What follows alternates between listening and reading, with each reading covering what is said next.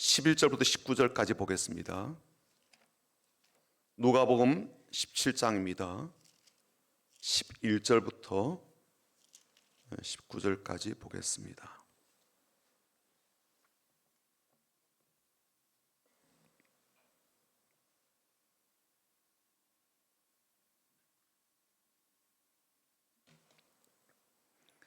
누가복음 17장 11절부터 19절까지 같이 읽어보겠습니다. 함께 읽겠습니다. 예수께서 예루살렘으로 가실 때에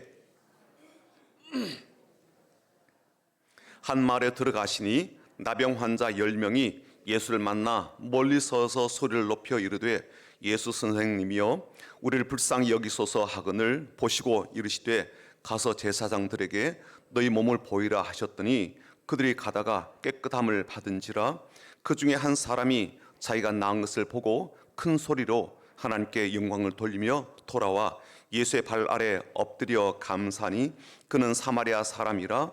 예수께서 대답하여 이르시되 10사람이 다 깨끗함을 받지 아니하였느냐? 그 9은 어디 있느냐? 이 이방인 외에는 하나님께 영광을 돌리러 돌아온 자가 없느냐 하시고 그에게 이르시되 일어나 가라 내 믿음이 너를 구원하였느니라 하시더라. 아멘. 가을이 참 아름다운데요. 아름다운 이유가 이토록 기온이 선선해지는 것 때문도 아니고요. 단풍의 아름다운 때문만도 아닙니다. 추수의 기쁨 때문이기도 한데 1년 동안 열심히 우리가 씨를 뿌리고 가꾼 것들의 결실을 이 가을에 얻게 되기 때문에 가을이 참 아름답다는 생각이 듭니다. 하나님께서 우리에게 수확의 기쁨을 누리게 하시기 때문인데요. 비록 우리가 농사를 짓는 것은 아니지만 우리가 나름 기도로 씨를 뿌리고 땀을 흘려가며 가꾼 것들이 있습니다. 그러한 것들을 우리 하나님께서 반드시 우리에게 되돌려주시고 열매로 반드시 거두게 하실 줄 믿습니다. 그런 애를 우리가 누릴 수 있도록 또 계속 거두는 삶이 될 수 있도록 우리 앞뒤자로 보시면서 그래 축복하며 인사하겠습니다. 주님의 이름으로 축복합니다. 인사할까요? 주님의 이름으로 축복합니다. 주님의 이름으로 축복합니다. 주님의 이름으로 축복합니다. 한 번 더 인사하겠습니다. 주님의 마음으로 사랑합니다.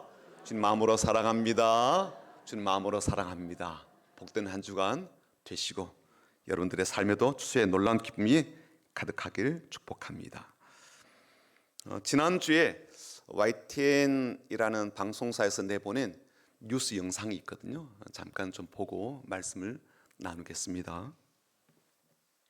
OECD 자살률 1위 한국. 지난해 14,800여 명, 하루 평균 40명꼴로 스스로 목숨을 끊었습니다. 또 고독사 사망자는 지난 2023년 3,661명, 5년 전에 비해 20%가 늘었습니다. 국가데이터처가 13세 이상을 대상으로 조사한 결과 평소 외롭다고 응답한 사람이 10명 중 4명꼴이었습니다. 자주 외롭다고 답한 사람은 전체의 4.7%, 남자보다 여자가 나이가 많을수록 외로움을 더 느꼈습니다. 나아가 도움을 받을 수 있거나 교류하고 있는 사람이 없다. 그러니까 사회적 관계망이 없다고 답한 비중은 5.8%였습니다. 인구로 보면 270만 명 정도나 됩니다.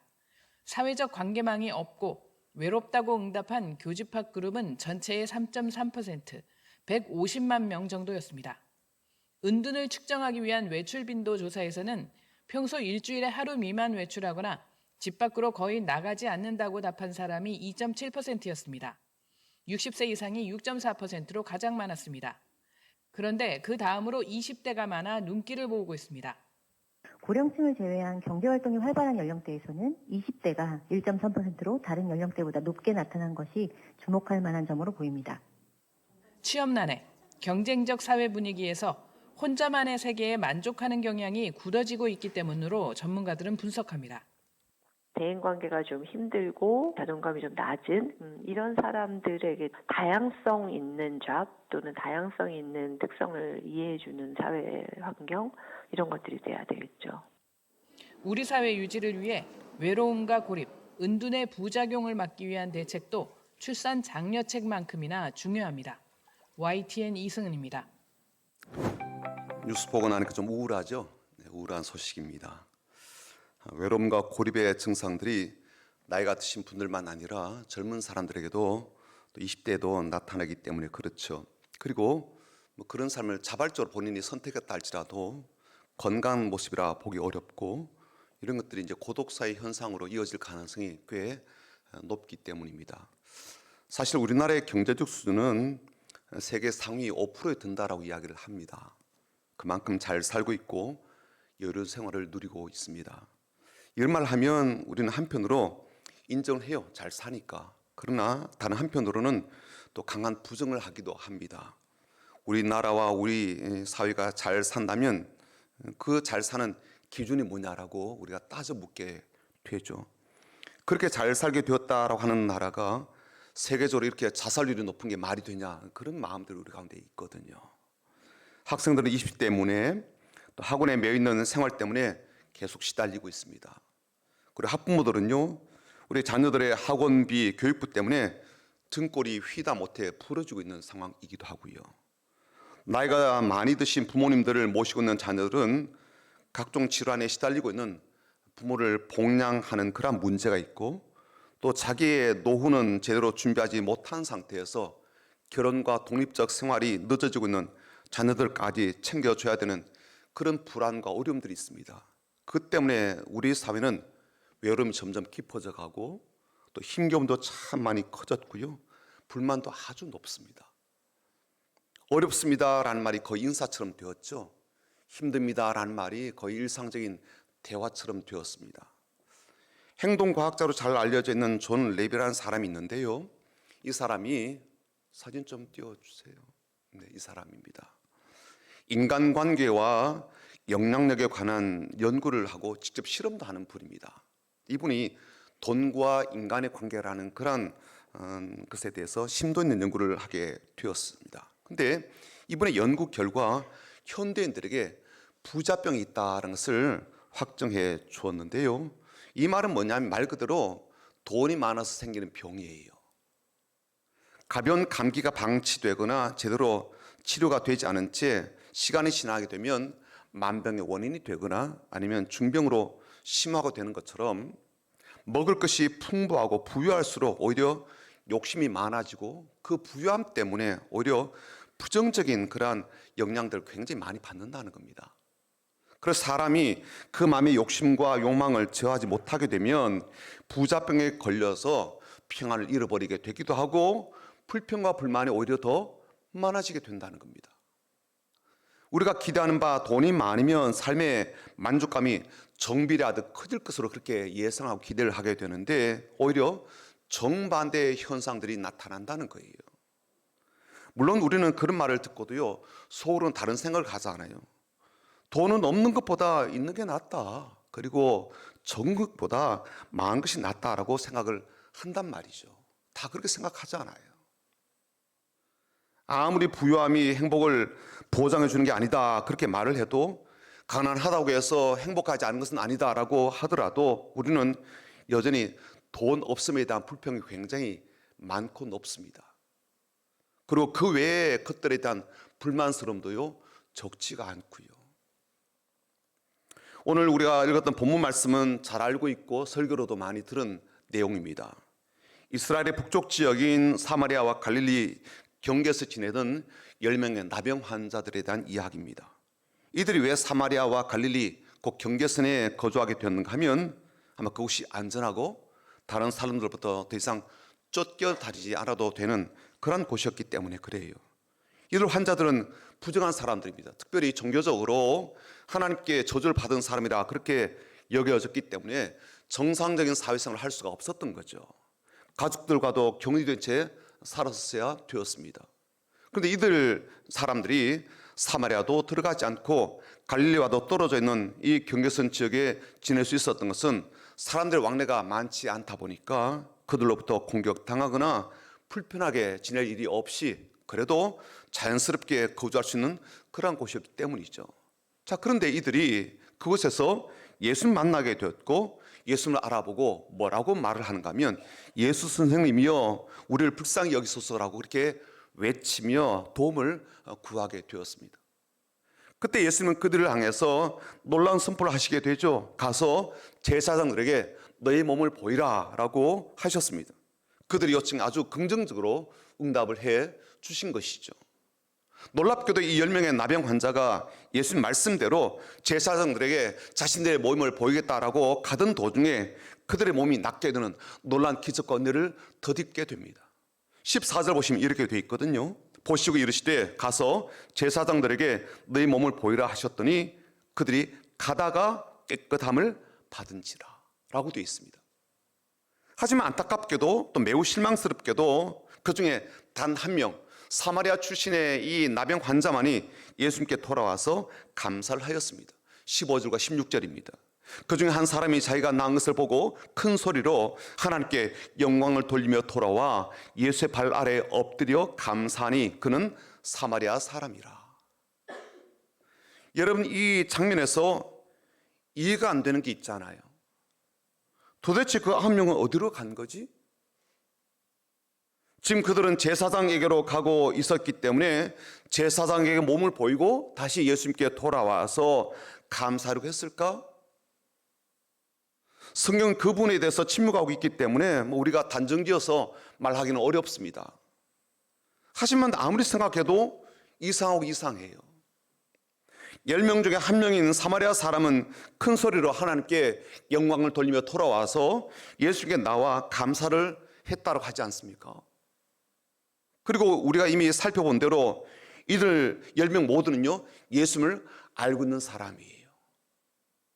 그랬기 때문에 예수님께서 그곳에 오시게 되었을 때 예수님께 나와서 예수 선생님이여 라고 그렇게 부른단 말이죠.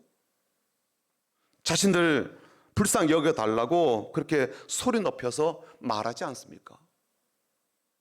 조금 전까지만 하더라도요, 절박함으로 주님께 나와 그렇게 부르짖던 사람들이었습니다. 근데 이들이 몸이 난 후에는 어디로 갔을까요? 제사장을 만나고 난 뒤에 돌아와서 정말 감사한 마음으로 예수님께 고백하고 하나님께 영광을 돌리는 그러한 일을 했을까요? 설사 그런 마음이 있었다 할지라도 왜 지금은 사마리아 사람처럼 그렇게 하지 않는 것일까요?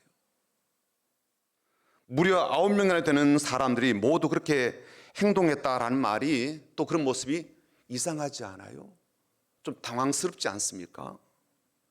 이건 너무한 것 아닌가 그런 마음이 들지 않아요? 무려 9명이 그러고 있으니까 똑같이.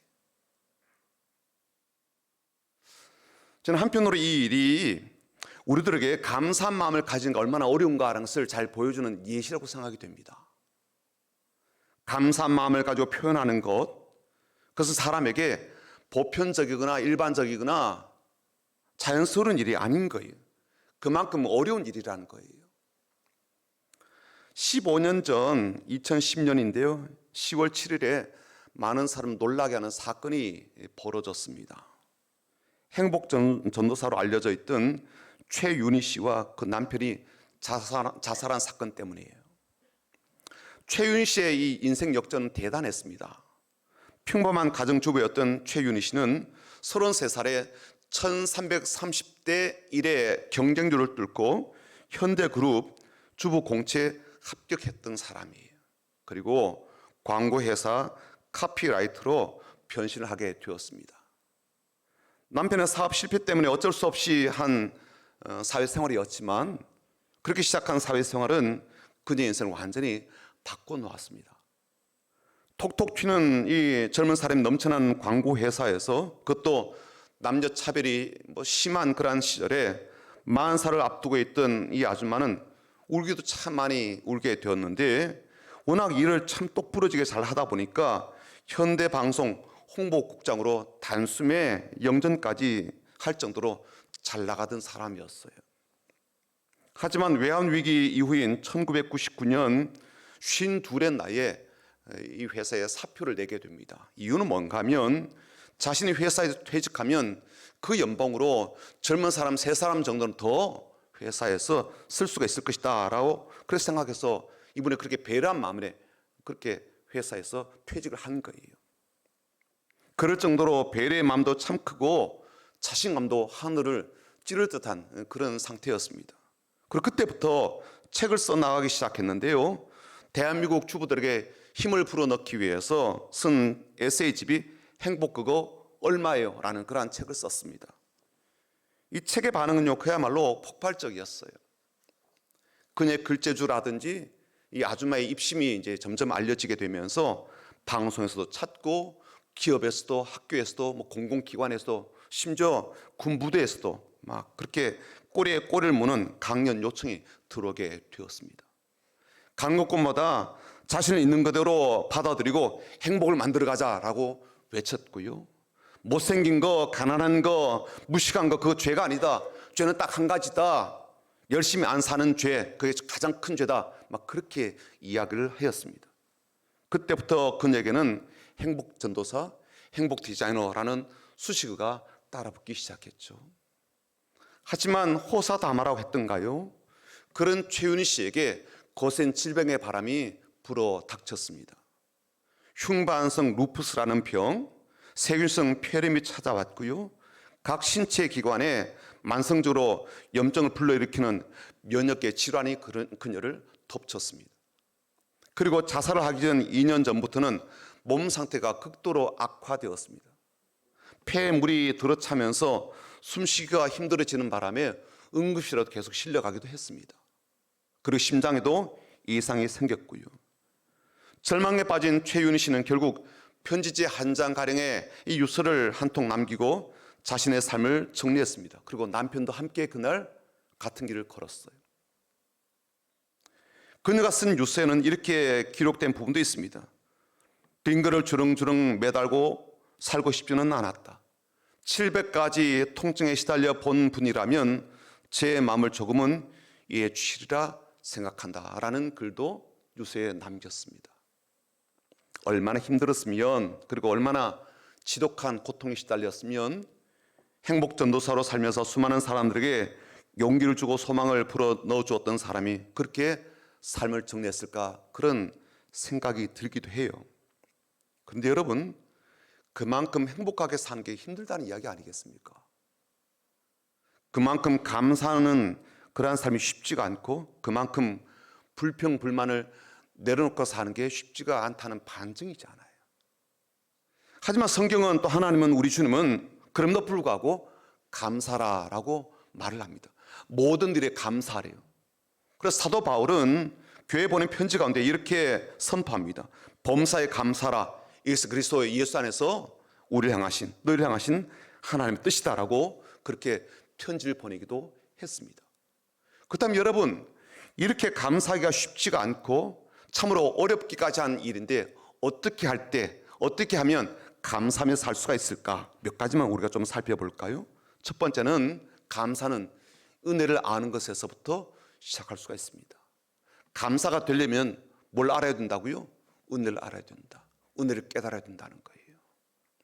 감사가 되고, 그 감사가 행복이 되고, 그 감사가 기쁨이 되고, 그 감사가 인생의 복이 되려면 은혜를 알아야 된다는 거예요.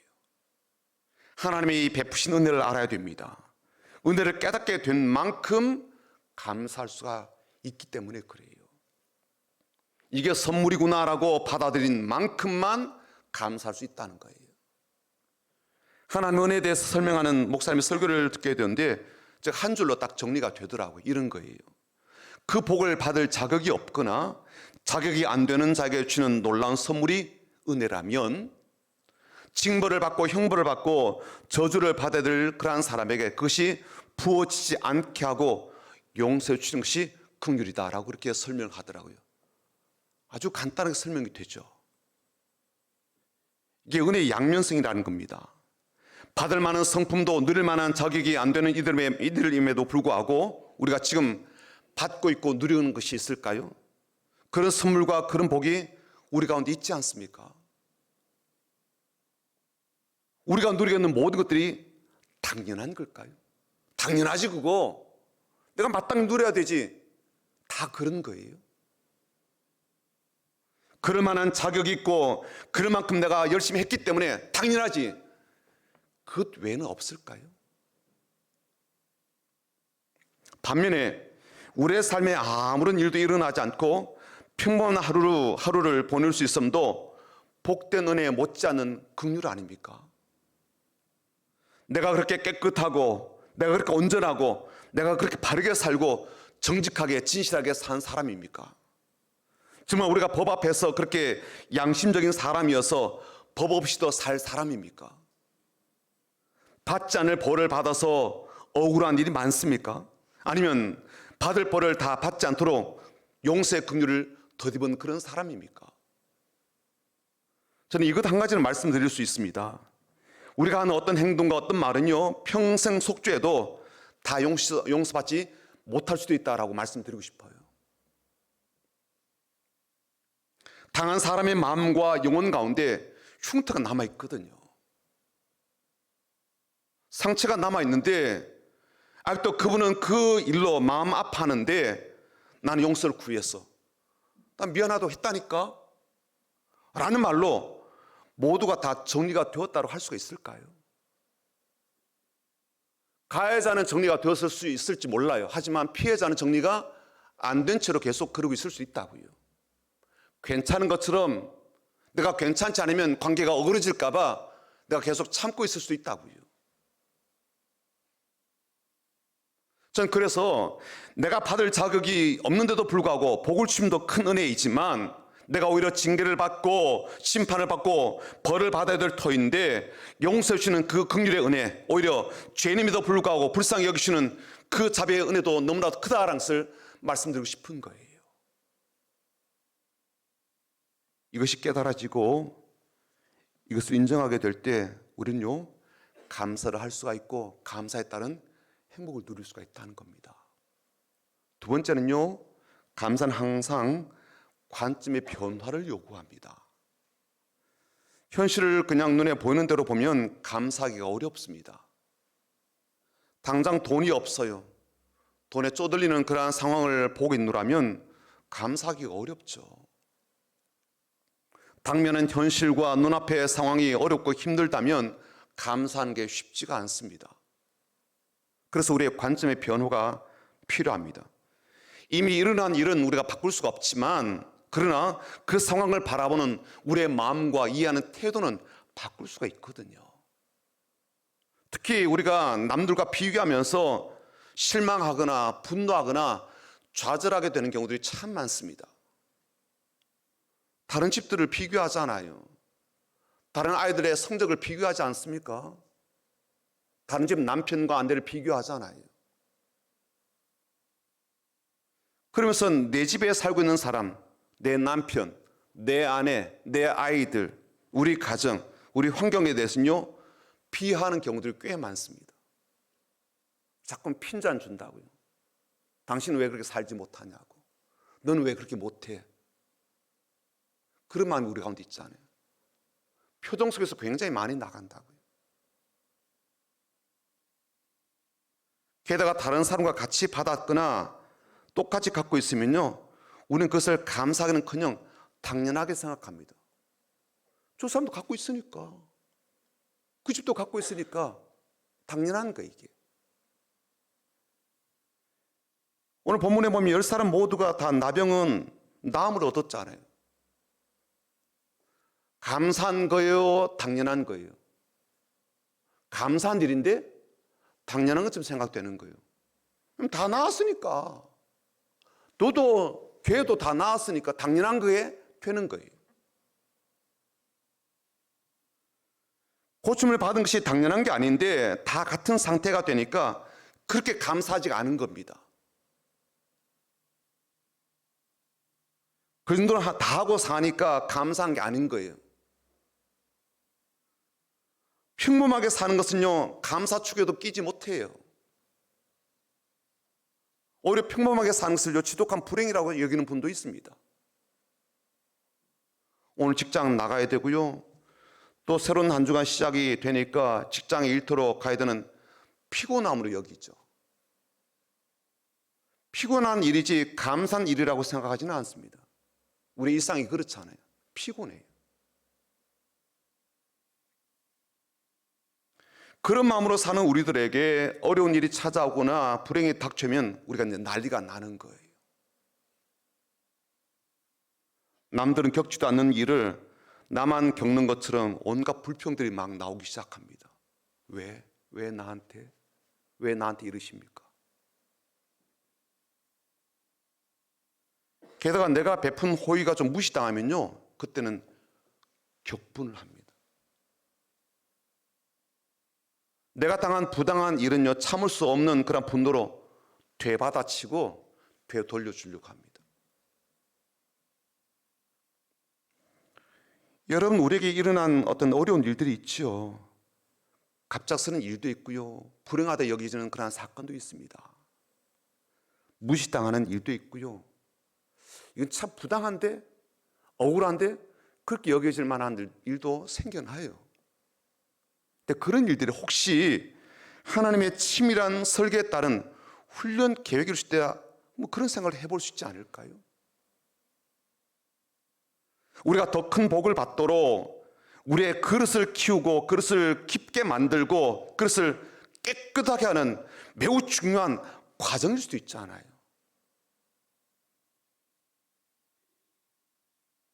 우리를 정말 가치 있게 사용하시려고 특별한 연단의 과정 속에 우리를 참여하셔서 이끌어 가시는 그런 과정일 수도 있지 않을까요? 우리는 내 삶이 평범한 삶이 되길 원치 않아요. 내 자녀도 비범한 삶을 살기를 원한단 말이죠. 그렇게 바라면서 그에 따른 특별한 훈련과 과정이 필요하다는 것은 당연하다 그렇게 여기지 않아요? 그래서 시험을 앞두고 아이들이 집중해서 또 학원을 간다고요. 특별한 공부를 또 시키지 않아요. 그건 당연하다라고 생각해요. 비범한 인생이 되려면 그에 걸맞는 특별한 수업이 필요하다라고 여기지 않아요. 그건 당연하다라고. 그래서 우리에겐 그런 수업이 필요합니다. 우리의 관점이 달라져야 되는 그런 수업이 반드시 필요한 거예요. 보이는 게 전부가 아니다라는 관점의 변화도 필요하고요. 보이지 않는 게 훨씬 더 중요한 것일 수 있다라는 관점의 변화도 필요하고요. 인내의 가치, 믿음의 가치, 기도의 가치, 신앙의 가치에 대해서 새롭게 알아가는 관점의 변화가 꼭 필요하다고요. 그 관점의 변화가 얼마나 우리에게 많은 감사를 가져다 주는지 몰라요. 관점이 안 바뀌니까 감사는요, 잃어버리고 사는 거죠. 계속 그렇게 보고 있으니까. 관점을 바꿔야 되는데 안 바꾸니까. 마지막으로 작은 말과 행동으로 감사를 표현하는 겁니다. 우리의 행동은 마음에서 시작되지만 작은 행동의 표현이 마음을 바꿀 수도 있거든요. 미국의 컬럼비아 대학교에서 작은 행동이 호르몬에 미치는 영향에 대한 연구를 하면서 이런 실험을 했습니다.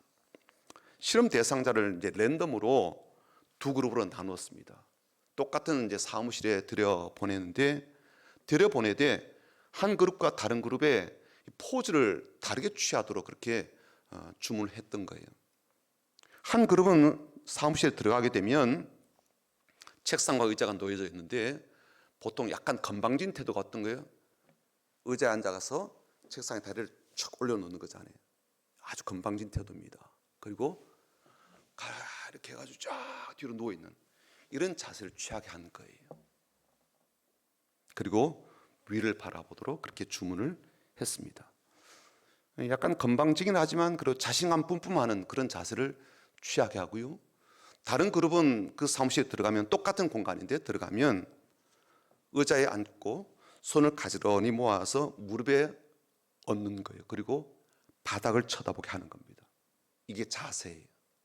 이 두 그룹으로 나누어서 실험하고 나온 사람들의 타입, 침을 이제 검사를 해본 겁니다. 여러분도 예상했다시피 자신감이 뿜뿜하는 이 사람들의 타입 속에는 어떤 요소가 담겨져 있는가 하면 자신감과 관련된 이 효소들, 그런 호르몬 수치가 굉장히 높았던 거예요.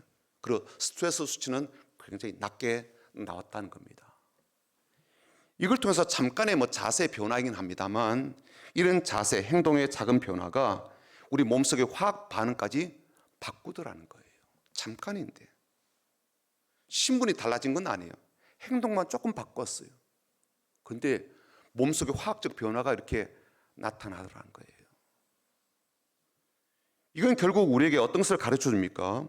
우리의 작은 행동이 실상 우리의 몸과 마음에 얼마나 많은 영향을 끼치고 있는가 하는 것을 우리에게 보여주고 있는 그런 실험이죠. 제가 최근 읽은 이 책의 그 저자 목사님은요, 자신에게도 이제 불면증이 찾아오게 되었는데 그 불면증을 어떻게 치료하게 되었는지를 이렇게 썼더라고요. 이분이 교회를 건축하게 되면서 과도한 부채를 안게 되었습니다. 그 부채 짐이 얼마나 무거운지 몰라요. 그리고 부채가 많으니까 성도들이 이탈하는 거예요. 교회를 나오지 않아요. 또 그런 가운데 믿었던 사람으로부터 배신당하는 일까지 겹치게 되었습니다. 너무 힘드니까 잠이 오지 않아요. 그리고 이게 반복되다 보니까 불평과 불만이 쌓이면서 불면증에까지 이르게 된 겁니다. 이 상황과 상태를 극복하기 위해서 이 목사님 찾아낸 방법이 뭐냐면 감사 제목 찾기였어요. 취침 전에 자리에 눕게 되면 5가지 감사 제목들을 찾아내어서 이제 입으로 말을 하든지 마음속으로 되뇌이는 겁니다. 근데 5가지 감사 제목을 찾았지만 잠이 오지 않을 때는 잠이 올 때까지 계속 감사 제목을 찾았던 거예요. 어떤 날은 20가지, 어떤 날은 30가지, 어떤 날은 200개까지 감사 제목을 계속 찾는 날도 있었다는 겁니다. 침대에 누워가지고 가슴에 손을 가만히 올려놓고 하나하나 감사를 그렇게 했는데 놀랍게도 불면증이 감쪽같이 사라지게 되었다는 거예요. 저도 그렇게 해보고 싶어가지고 또 성도님들 가운데 불면증이 있거나 또 다른 불안 증세를 안고 있는 마음이 어려운 분들을 위해서 오늘 주부에 요거 좀 넣어드렸어요. 네. 보셨죠? 네, 앞면을 보시면 추수감사절 나의 감사 제목 10가지 써보자라고 했고요. 뒤에는 또 오행시를 이렇게 한번 써보도록 했습니다. 오행시는 여러분 써내시면 시상도 있습니다. 다음 주까지 내시면 저희들이 보고 좋은 것들을 시상하기도 하고 또 1층에 게시판에도 붙여놓도록 하겠습니다. 제가 한 거 좀 읽어드릴까요? 네. 저는 나의 감사 제목 10가지 이렇게 했습니다. 올해도 풍성한 나눔을 할 수 있어서 감사. 아들과 딸의 관계에 유의미한 변화가 있어서 감사.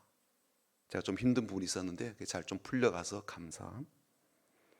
아내와의 관계가 평화롭고 사랑이 담겨 있어서 감사. 힘든 순간들도 있었지만 올해도 지금까지 잘 달려올 수 있어서 감사. 감당할 수 있는 만큼의 건강 주셔서 감사. 교인들 가운데 여러 가지 어려움들이 있지만 잘 이겨주어서 감사. 나를 아껴주고 섬겨주는 분들이 곁에 있어서 감사. 비전 트립 그리고 블락강바당 교회 건축하게 되어서 감사. 다시 꿈꿀 수 있고 새로운 계획을 세워서 시도해 볼 수 있어서 감사. 좋은 동력자, 사역자 주셔서 감사. 그렇게 10가지를 했습니다. 뭐 더 있다면 더 해볼 수가 있을 텐데 그렇게 했고요. 오행시는 이렇게 했습니다. 뭐 저희 개인적인 고백이기도 한데 오늘 한번 띄워보실래요? 추억은 언제나 아슬한 행복입니다. 수수한 차림으로 나온 그녀의 모습이 예뻤습니다. 감춰진 내면은 중심이 깊었습니다. 사실은 하나님께서 같은 날 세상에 보내신 내 짝이었습니다. 절절함은 아니어도 오늘도 식지 않은 사랑으로 그녀를 바라봅니다. 네. 연애 고백을 좀 담아봤습니다. 네. 여러분도 한번 해보시면 좋을 것 같아요. 행복한 생각들이 다시 우리의 마음에 담기게 되고 또 그러한 것들을 우리의 주변 사람들 계속 흘려보낼 수가 있으니까요. 작은 행동이에요. 뭐 작은 것이죠. 작은 말이라 할지라도 감사를 표현하는 게 얼마나 우리에게 놀라운 기적을 가져오는지 몰라요. 기쁨도 주고 행복도 주고 또 더불어서 복된 것들이 우리의 삶으로 이렇게 들어오게 되거든요. 사는 성도 여러분, 오늘 설교 제목은 그 9은 어디 있느냐라는 그러한 제목입니다. 저는 이 말씀이 어떻게 들리는가 하면 한 개의 감사 외에 나머지 9가지의 감사는 어디 있니? 그렇게 들리기도 해요. 당연히 있어야 되고 당연히 해야 될 그 많은 감사들은 어디에 있니라고 물으시는 것처럼 그렇게 들리기도 합니다. 평범한 일상에 담겨있는 감사의 9은 어디 있니? 내가 그렇게 불평하고 불만스러워하는 그 일들과 현실과 환경 가운데 담겨 있는 우리를 복되게 하시려고 하시는 하나님의 숨겨진 비밀은 알지 못한 채 하나님께 나오지 않은 아홉 중에 당신은 없는가? 하는 질문으로 그렇게 들려지는 거예요. 비록 이곳 예배 자리에 나오긴 하였지만 마음에 하나님의 은혜에 대한 감사가 없다면 나는 주님께 돌아오지 않은 9명 중에 한 명일 수도 있으니까요. 오늘 이 강단에 보면 엄청난 물품들이 쌓여져 있는데요. 누가 이렇게 나눔 행사에 참여하게 되었는지 또 이름도 다 붙여 드렸습니다. 근데 우리 가운데는 이런 분도 계시더라고요. 이름은 붙이되 개수는 몇 개를 드렸는지 수량을 표시하지 않았으면 좋겠다. 그렇게 생각하는 분도 계십니다. 그 말이 무슨 뜻인지 알겠어요. 어떤 마음에서 그렇게 말씀하셨는지 대충 이해도 됩니다. 수량은 밝히지 말아 달라는 거예요. 근데 여러분 이것도 아십니까? 우리 주님은 혼자 살고 있는 여인이 헌금한 2렙돈의 액수를 굳이 밝히셨거든요. 2렙돈은 어떤 가치냐면 노동자 하루 품삯의 64분의 1입니다. 그러니까 하루 일당에 겨우 60분의 1 정도밖에 되지 않는 거예요. 그런 정도의 액수예요. 좀 더 쉽게 이야기하자면 1시간을 일했다면 1분 정도 일한 것의 금액인 거예요. 10시간 일했어요. 그러면요 10분 정도 일한 금액일 뿐입니다. 그러한 금액을 헌금으로 드렸던 거예요. 너무 적은 금액이죠. 우리가 볼 땐 그러면 하지 말든지 뭐 그런 생각이 들 만한 헌금입니다. 그리고 그 여인도 불끄럽게 생각했던 그런 헌금이기도 해요. 근데 주님은요 굳이 그 여인의 헌금 액수를 다 밝히신다고요. 공개적으로. 그리고 심지어 그 헌금은 여기에 헌금한 어떤 사람들보다 더 많이 드렸다라고 말씀해 주셨거든요. 그렇게 말씀해 주신 이유가 뭐겠습니까? 그 여인의 마음의 그릇에 대한 이야기거든요. 그녀의 감사의 그릇이 참으로 크다라고 말씀해 주신 것이라고 저는 그렇게 생각이 되고 해석이 됩니다. 그 감사 때문에 그 마음의 그릇 때문에 주님은 오히려 그 여인이 드린 헌금 액수를 굳이 밝히신다고요. 누가 얼마 드렸고 난 얼마나 드렸나 그것에 신경 쓰이고 마음이 어려워지기보다는 우리 주님이 우리가 가진 마음의 그릇을 보시고 감사의 그릇을 보신다는 것을 아셔서 그 9가지의 감사도 그 9도 여기 있습니다라고 할 수 있는 우리 모두가 되기를 주님의 이름으로 축복합니다. 그리고 그렇게 드린 감사의 그릇에 그렇게 고백하고 나가는 그 마음의 그릇 가운데 그렇게 내 안에 있는 사랑의 그릇과 내 진심을 담은 이 믿음의 그릇 가운데 우리 하나님께서 담아주실 놀라운 은혜와 그 선물과 복을 기대하며 살아가는 그런 가정과 성도들이 다 되시기를 주님의 이름으로 축복합니다. 아멘. 오늘 찬양은 시간이 너무 많이 지나서 하지도 않고요.